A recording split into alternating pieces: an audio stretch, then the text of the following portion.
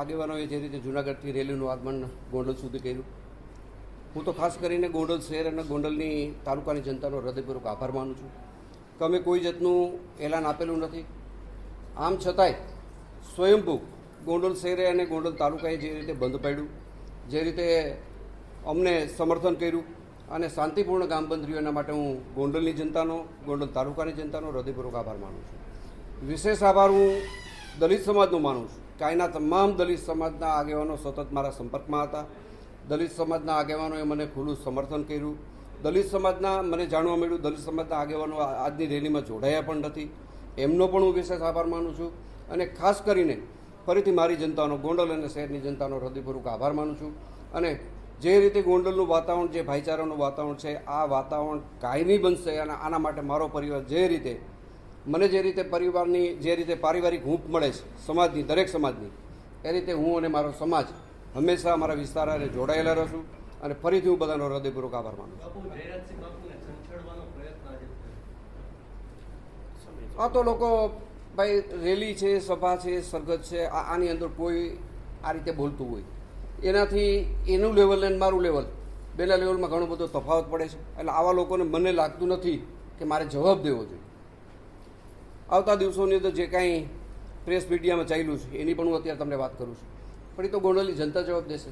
મારે કે મારા ગણેશે એનો જવાબ નથી દેવાનો, તો ગોંડલની જનતા સમયમાં જવાબ આપશે. અને વિશેષ એ પણ કહી દઉં, અત્યાર સુધી જે મીડિયાની અંદર ચાલ્યું છે એ એકતરફી બધું હાલ્યું છે કે ભાઈ અહીં આવું છે, અહીં તેવું છે.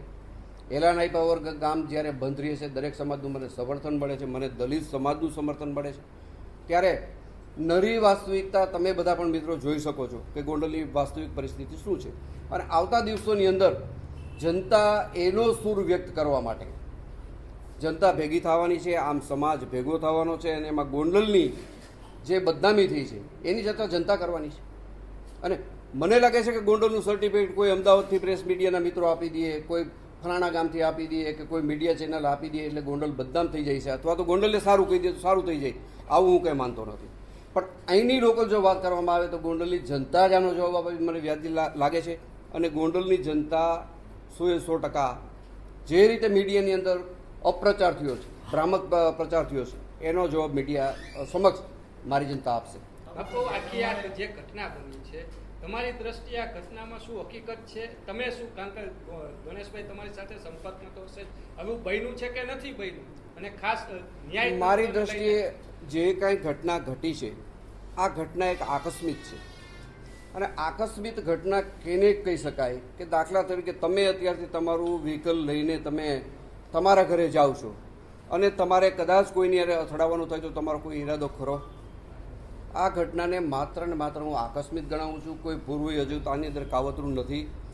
જે જૂનાગઢનો દલિત પરિવાર છે એની યારે મારે પારિવારિક કોઈ વાંધો નથી, મારે પેઢી દર પેઢીનું કોઈ વેરઝેર નથી. આ લોકોને હું કોઈને ઓળખતો પણ નથી, ગણેશ પણ એને ઓળખતો નથી. મેં તમને કીધું એમ આ ઘટના માત્ર ને માત્ર આકસ્મિક ઘટેલી છે.